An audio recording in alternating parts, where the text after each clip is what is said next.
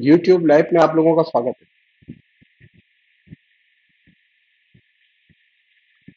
पिछले दिनों अभी संसद में जब राहुल गांधी बोलने खड़े हुए और खासतौर पर नीट के घोटाले, पेपर लीक वगैरह वगैरह को लेकर, तो अचानक मालूम पड़ा कि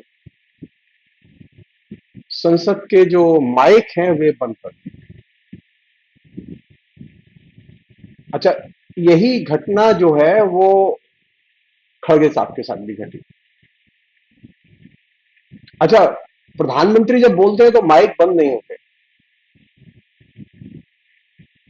लेकिन जब राहुल गांधी बोलते हैं तो माइक बंद हो जाते हैं, या कांग्रेस के अध्यक्ष बोलते हैं तो माइक बंद हो जाते हैं संसद के। और ये अपने आप में एक बहुत ही दिलचस्प चीज है, और ये इस बात का भी संकेत है कि नरेंद्र मोदी इन दोनों नेताओं के और खासतौर विपक्ष के नेताओं के भाषणों से किस तरह डरे हुए हैं।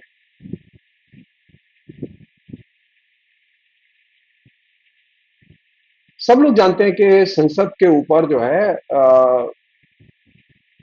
एकमात्र अधिकार किसी का है तो वो लोकसभा अध्यक्ष का और वहां राज्यसभा अध्यक्ष का। लेकिन दिलचस्प बात यह है कि तो लोकसभा अध्यक्ष को मालूम है कि माइक क्यों बंद हो गए, और न राज्यसभा अध्यक्ष को मालूम है कि माइक क्यों बंद हो गए, और न वे इसका कोई कारण बताते हैं। इस पूरे प्रसंग में जो चीज घट रही है वो कायदे से दर्ज करने की है। लोकसभा अध्यक्ष ने कहा कि मैंने माइक बंद नहीं किया। तो सवाल यह है कि लोकसभा के अध्यक्ष की अनुमति के बिना किसने माइक बंद किए लोकसभा? क्या कोई और असंवैधानिक सत्ता केंद्र है जिसने कि माइक बंद किए? क्योंकि संसद के संदर्भ में और संसद के अध्यक्ष के संदर्भ में एकमात्र संवैधानिक केंद्र लोकसभा के अध्यक्ष है और वहां राज्यसभा के अध्यक्ष है। बाकी जितने भी लोग हैं वे उसके दायरे के बाहर हैं। लोकसभा के अंदर क्या घटेगा, कैसे कार्रवाई चलेगी, माइक चलेंगे कि नहीं चलेंगे, विपक्ष के या पक्ष के नेताओं के साथ में, सांसदों के साथ में क्या व्यवहार किया जाएगा, क्या कानून लागू होगा, इसे एकमात्र लागू करने का, वहां की पूरी कार्य प्रणाली को संचालित, नियमित और निर्देशित करने का अधिकार एकमात्र अध्यक्ष के पास है। लेकिन बहुत ही सिस्टमेटिक ढंग से, मैं नहीं समझता कि ओम बिरला इस चीज को समझते हैं कि नहीं समझते। और जहां तक मेरी जानकारी है, उनकी जो संवैधानिक समझ है उस पर मुझे तरस आता है। लोकसभा के अंदर कुछ भी घटेगा उसके लिए एकमात्र जवाबदेह और जिम्मेदार व्यक्ति लोकसभा का स्पीकर है, कोई और नहीं।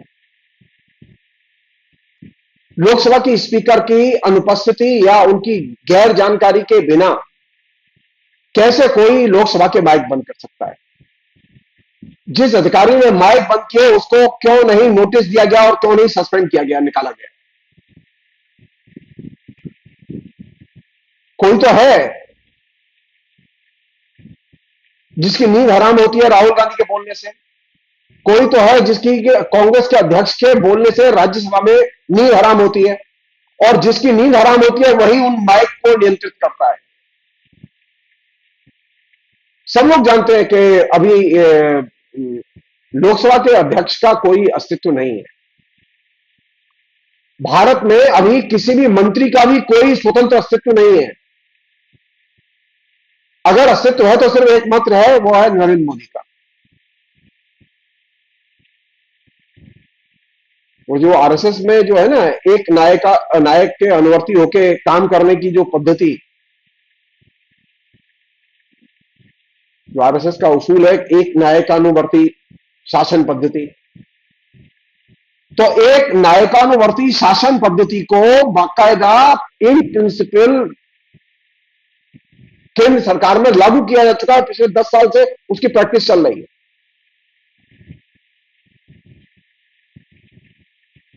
आप इसे डिक्टेटरशिप न कहें, लेकिन एक नायकानुवर्ती जो शासन पद्धति है जो कि आरएसएस में है, उस पद्धति का एकदम जीरोक्स कॉपी कॉन्सेप्चुअली वो केंद्र सरकार में लागू कर दी गई, संसद में लागू कर दी गई। अब संसद का नायक संचालक लोकसभा का स्पीकर नहीं, अगर लोकसभा का स्पीकर है तो उसको ये जो जिसके नियंत्रण में माइक है और जिससे गलती हुई है उसके खिलाफ में डिसिप्लिनरी एक्शन लिया जाना चाहिए, उसको बाकायदा संसद से सस्पेंड किया जाना चाहिए और टर्मिनेट किया जाना चाहिए नौकरी से। यह कैसे संभव है कि जब विपक्ष का नेता बोलने जाए और वो भी खासतौर पर ऐसा नेता जिसकी जनप्रियता अभी क्लाइमेक्स पर है। नरेंद्र मोदी की जनप्रियता क्लाइमेक्स पर नहीं है, नरेंद्र मोदी की जनप्रियता डिक्लाइन की ओर है।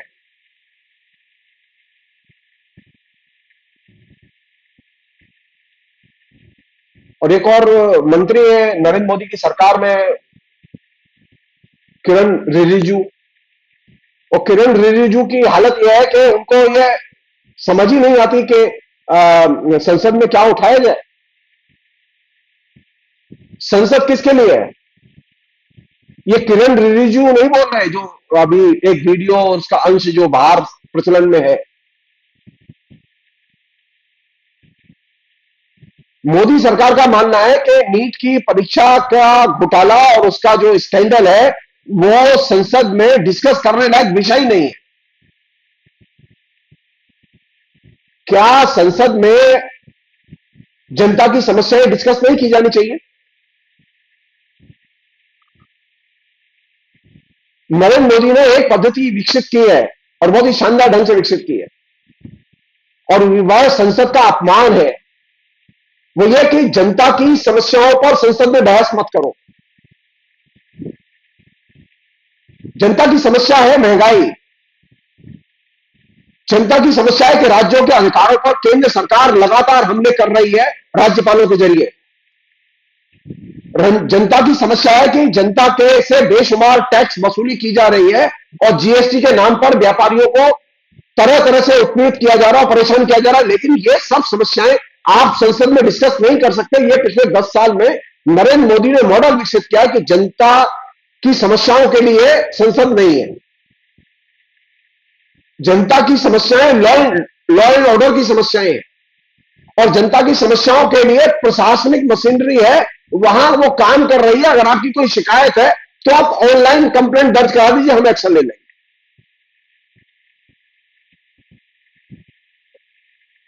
नरेंद्र मोदी ने पिछले अपने 10 साल के पूरे कार्यकाल में महंगाई पर बहस नहीं होने दी। पूरे कार्यकाल पर उन्होंने एजुकेशन पॉलिसी पर बहस नहीं होने दी और एजुकेशन पॉलिसी को पास करा दिया।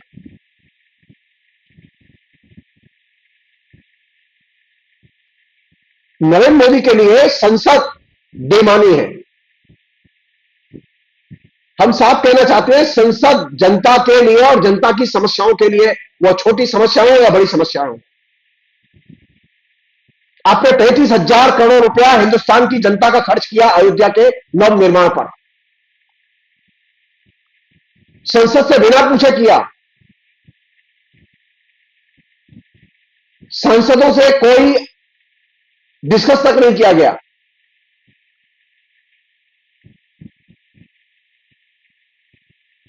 जनता ने अपना परिणाम दिया है आपको।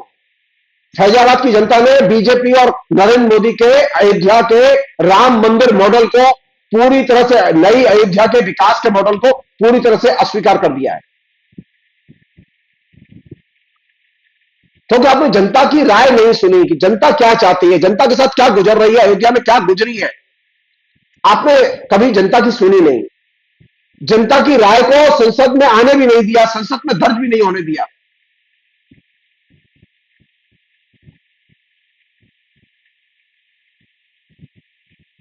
नौजवानों के वोट चाहिए, लेकिन नौजवानों की समस्याएं संसद में डिस्कस नहीं की जाएंगी। नरेंद्र मोदी ने बेरोजगारी के सवाल को डिस्कस ही नहीं किया। हिंदुस्तान का 90% नौजवान आज बेरोजगारी के सिद्ध में जी रहा है, लेकिन नरेंद्र मोदी ने पिछले 10 साल में एक दिन संसद में बेरोजगारों की समस्याओं के लिए सुनिश्चित नहीं किया कि उन पर बहस हो। लाखों छोटे छोटे उद्योग बंद हो गए। लेकिन नरेंद्र मोदी ने एक दिन सुनिश्चित नहीं किया कि ये जो लाखों उद्योग बंद हो गए छोटे छोटे, ये कैसे रिवाइव किए जाएं, इस पर संसद बहस करे। लेकिन नरेंद्र मोदी के पास में ये बुद्धि नहीं है, उनकी ये इच्छा नहीं है कि संसद जो है बंद होने वाले उद्योगों के बारे में बात करे, बेरोजगारी के बारे में बात करें, महंगाई के बारे में बात करें, जो नीट और दूसरी जो नेशनल टेस्टिंग एजेंसी के द्वारा संचालित जो परीक्षाएं, उनमें 2019-17 से लेकर अब तक जो घोटाले हुए हैं, जो पेपर लीक हुए, जो 70 से अधिक पेपर लीक की घटनाएं हुई हैं, उन पर संसद बहस करे। सीधे 2 करोड़ विद्यार्थी उससे प्रभावित हुए, लेकिन नरेंद्र मोदी संसद में जन समस्याओं को लाने नहीं देना चाहते। ये एक नया जो है नव्य फांसीवादी मॉडल है कि संसद रहेगी, सांसद भी रहेंगे, संसद के बहाने सांसद सारी सुख सुविधाएं उठाएंगे, लेकिन संसद में मैं जनता की समस्याएं डिस्कस नहीं होने दूंगा। अगर जनता को अपनी कोई शिकायत है, समस्याएं हैं, तो वे ऑनलाइन अपनी शिकायतें दर्ज कराए, संसद में नहीं।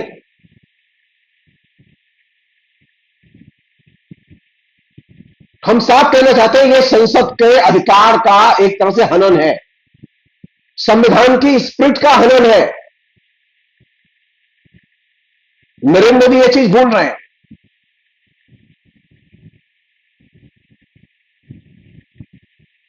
हिंदुस्तान में इस बार इलेक्शन जिस चीज पर लड़ा गया है वो यह संविधान की गरिमा को सुनिश्चित किया जाए और संविधान को लागू किया जाए और संविधान को बचाया जाए। इस मसले पर विपक्ष बड़ी संख्या में जनता की मदद से चुनकर आया है।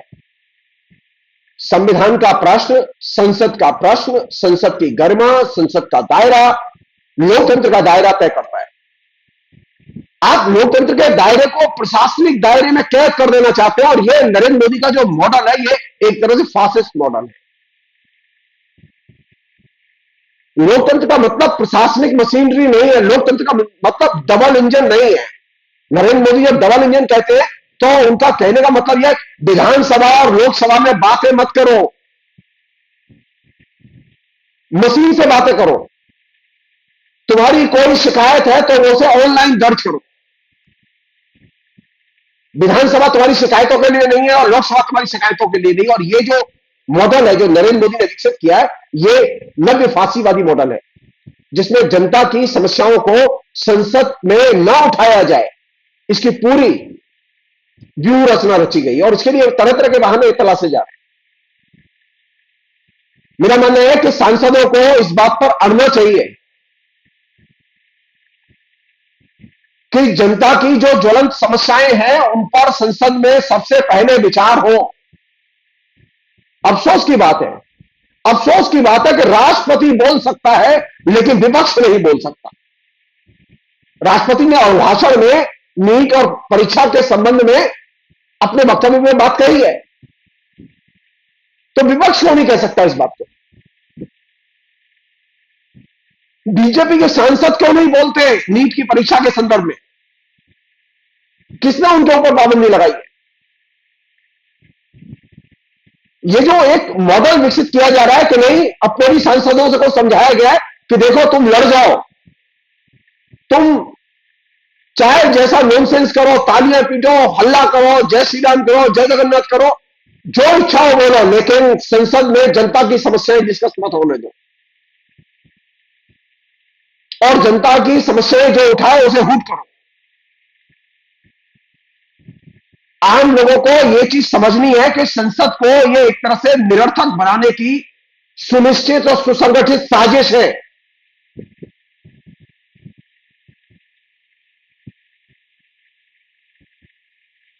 और इस साजिश का बाकायदा प्रतिवाद किया जाना चाहिए। संसद निरर्थक रहे, संसद में जनता की समस्याएं डिस्कस न की जाए, इससे किसे फायदा होगा? इसे फासिज्म को फायदा होगा, फासिस्ट और दक्षिणपंथी ताकतों को फायदा होगा। अभी तो कोई वोट नहीं पड़ने जा रहे, तो नरेंद्र मोदी डरते क्यों जन समस्याओं को उठाने से? नरेंद्र मोदी राष्ट्र की सेवा कर रहे हैं और ईमानदारी से सेवा कर रहे हैं, तो वे समस्याओं को फेस करने से, समस्याओं के डिस्कशन से, बहस से संसद में भागते क्यों हैं? एक ही कारण है, वो ये कि नरेंद्र मोदी को अपने काम पर विश्वास नहीं है और नरेंद्र मोदी जो प्रोपेगेंडा कर रहे हैं वो झूठा प्रोपेगेंडा कर रहे हैं।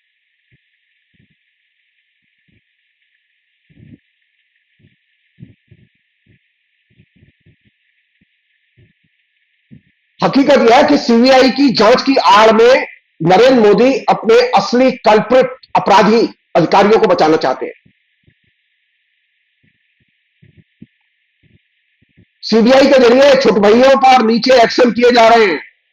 रियल जो कल्प्रिट है, जो ऊपर बैठे हुए हैं, उनको बचाने की कोशिश हो रही है। नरेंद्र मोदी ने ऑनलाइन और ऑफलाइन लॉबी तैयार की है हिंदुस्तान में। कभी ऑनलाइन लॉबी प्रेसराइज करती है, कभी ऑफलाइन लॉबी प्रेसराइज करती है। अब जब कोरोना नहीं है, पूरे देश में आप ऑफलाइन परीक्षा नहीं करा सकते। हिंदुस्तान में हजारों स्कूल है, हजारों कॉलेज है, एक से एक अच्छे स्कूल और कॉलेज है, प्राइवेट और सरकारी। क्यों नहीं उन सरकारी और प्राइवेट कॉलेजों और स्कूलों में मिलकर परीक्षाएं आयोजित की जाती?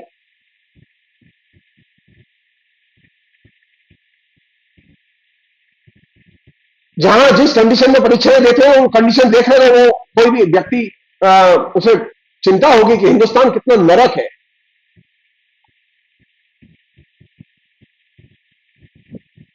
आप हिंदुस्तान में ऑफलाइन परीक्षा कंडक्ट नहीं कर सकते, तो आपने फिर नेशनल टेस्टिंग एजेंसी का निर्माण क्यों किया?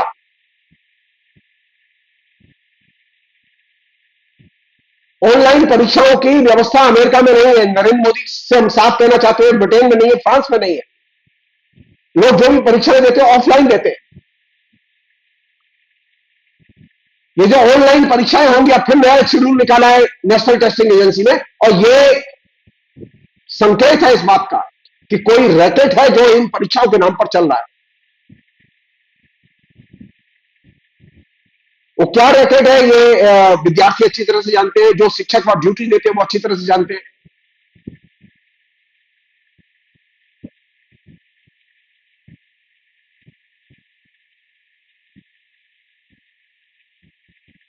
विद्यार्थियों से आप पैसे लेते हैं परीक्षा के लिए, लेकिन आप ऑफलाइन परीक्षा नहीं करा सकते, तो आप परीक्षाओं का सिस्टम हटा दीजिए, आप टेस्ट मत लीजिए। और तमिलनाडु की सरकार ने जो कहा है, जिसको मैं भी कई बार कहता रहा हूं, कि ये सारे के सारे प्रसंग, टेस्ट के प्रसंग, ये राज्य सरकारों को छोड़ दिए जाने चाहिए। राज्य सरकारें अपने तरीके से व्यवस्था करें इसकी। और अब हिंदुस्तान नॉर्मल कंडीशन में इसमें कोई परीक्षा ऑनलाइन नहीं होनी चाहिए, सारी परीक्षाएं ऑफलाइन होंगी। आप ऑफलाइन परीक्षा कंडक्ट करेंगे तो धांधली होगी, और ऑनलाइन करेंगे तो धांधली नहीं होगी, किसने कह दिया?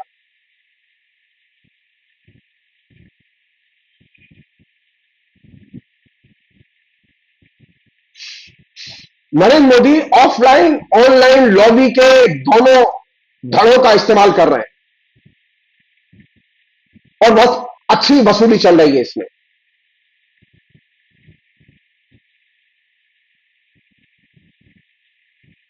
और इसका पूरा पर्पज क्या है? इसका पूरा पर्पज यह है, किसी भी तरह से जो नेशनल टेस्टिंग एजेंसी के तहत जो पिछले 2017 के बाद से लगातार परीक्षाएं में धांधली हुई है, उसमें नेशनल टेस्टिंग एजेंसी की असफलता पर पर्दे डाले जाएं।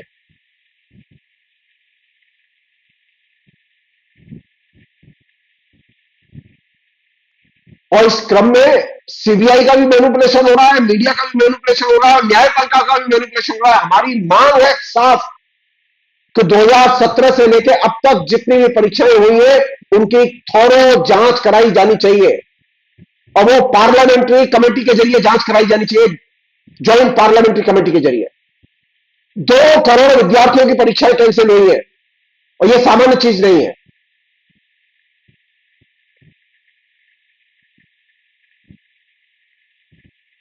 नरेंद्र मोदी को अगर आपत्ति है तो नरेंद्र मोदी सुप्रीम कोर्ट के जज के जरिए जांच करा सकते हैं, लेकिन नरेंद्र मोदी को खुद जांच करने का अधिकार नहीं, क्योंकि नरेंद्र मोदी की सरकार पूरी तरह से 2017 से लेकर अब तक परीक्षाओं को कंडक्ट करने में असफल रही है और अपनी असफलता की जांच करने का उनको कोई अधिकार नहीं है। उन्होंने आज तक उसका एक श्वेत पत्र जारी नहीं किया।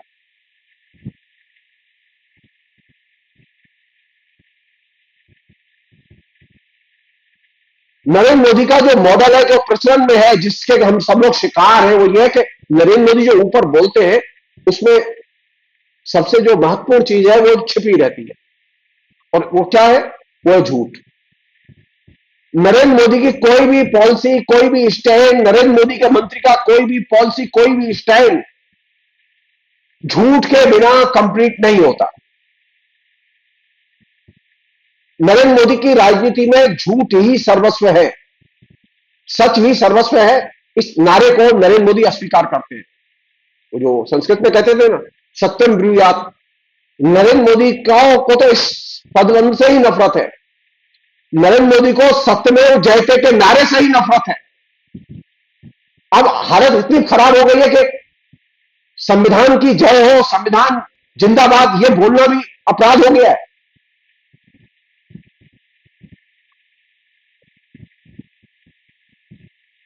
जय श्री राम बोलना जायज है और जय संविधान बोलना नाजायज है। लोकसभा के स्पीकर को कभी हमने चिल्लाते नहीं देखा पिछले 10 साल में।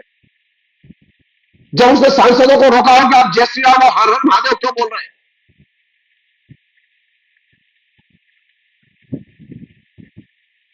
जय संविधान जो है वो एक डेमोक्रेटिक नारा है।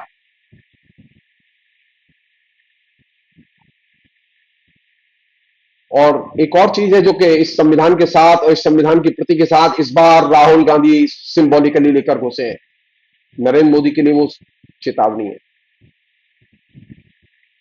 आपने देखा होगा कि राहुल गांधी और दूसरे सांसदों के हाथ में जो संविधान की छोटी कॉपी है वो लाल कवर में है, और लाल रंग देखकर नरेंद्र मोदी बहुत भड़कते हैं। जिसने भी ये बुद्धि लगाई हो उस संविधान को लाल कवर में मढ़वाने की, उसने बुद्धि का काम किया है। संविधान का लाल कवर में आना, अब लाल रंग का संविधान की लड़ाई में जुड़ना और सिंबॉलिकली शामिल होना है। और वो एक तरह से माओ की लाल किताब का भी स्मरण दिलाती है। बात दूसरी है कि हमारी जो संविधान की कॉपी है वो लाल किताब नहीं है, लेकिन लाल रंग तो है, और लाल रंग से नरेंद्र मोदी को बड़ी नफरत है।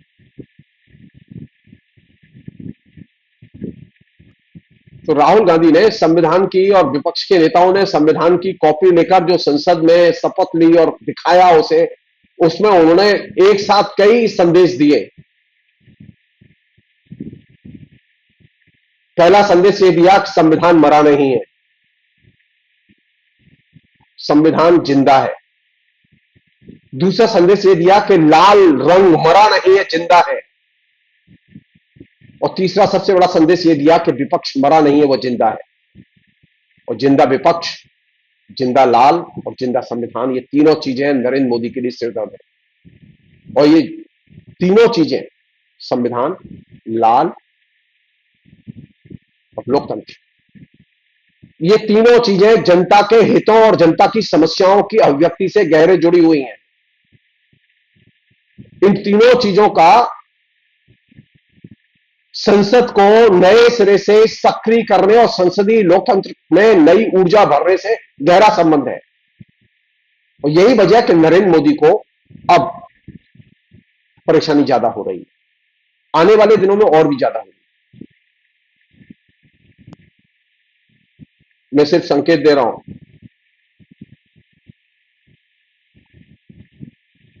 आगामी सितंबर से हिंदुस्तान की सड़कें गर्म होंगी और सड़कें बोलेंगी। नरेंद्र मोदी को ये लग रहा हो कि विपक्ष चुप रहेगा, विपक्ष कुछ नहीं करेगा, नरेंद्र मोदी गलतफहमी के शिकार है। नरेंद्र मोदी ये जान लें कि अब संविधान हाथ में है, और संविधान वोट में है, और संविधान दिमाग में भी। तुम्हारे हाथ में माइक है और माइक की बटन है। राहुल गांधी के हाथ में जनता है और जनता की समस्याएं हैं।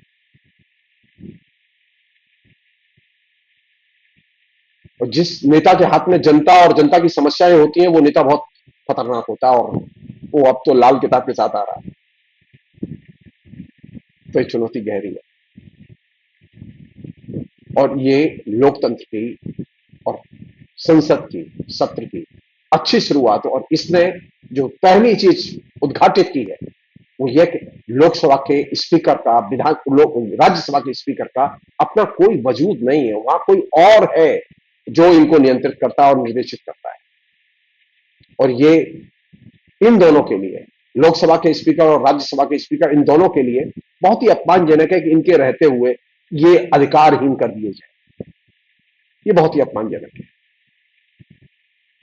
लोकतंत्र की रक्षा में अगर नरेंद्र मोदी की जरा सी भी दिलचस्पी है, तो नरेंद्र मोदी अपनी जिद छोड़ दें। तो जो भाषण संसद के अंदर होते हैं ना, वो संसद के गेट पर होंगे। मैं विपक्ष के नेताओं से ये अनुरोध करूंगा कि जब उनका माइक बंद कर दिया जाए, उनके भाषण नहीं हो, तो बाकायदा वो अपने भाषण लोकसभा के गेट पर प्रेस कॉन्फ्रेंस करके सारे देश को सुनाएं।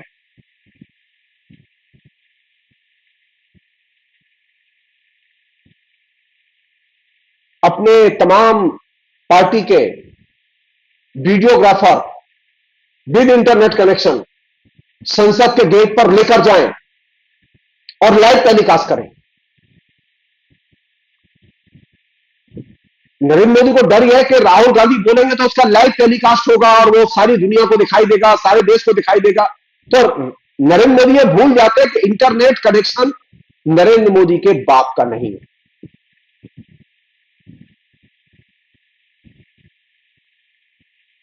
राहुल गांधी को खुलकर, अखिलेश यादव को खुलकर जितनी बार संसद में उनका भाषण बाधित किया जाए, उतनी बार वह भाषण संसद के बाहर, संसद के गेट पर, प्रेस के सामने, मीडिया के सामने, अपने मीडिया के जरिए लाइव टेलीकास्ट किया जाना चाहिए सारे देश के नौजवानों के लिए, सारे देश की जनता के लिए। नरेंद्र मोदी जब भी जनता की समस्याओं को संसद में उठाने से रोके, उन समस्याओं को संसद के गेट पर उठाया जाना चाहिए। ये संसद जनता की संसद है, और ये संसद डिजिटल की भी संसद है। और डिजिटल की संसद में काम करने की हमें अपने अंदर अक्ल, युक्ति, शैली विकसित करनी होगी। मैं मान के चल रहा हूं कि विपक्ष के लोग इस चीज को समझेंगे और वे इस इंटरनेट का अपने राष्ट्रीय संप्रसारण के लिए जम के इस्तेमाल करेंगे। फिलहाल इतना ही। बहुत बहुत शुक्रिया। Thank you.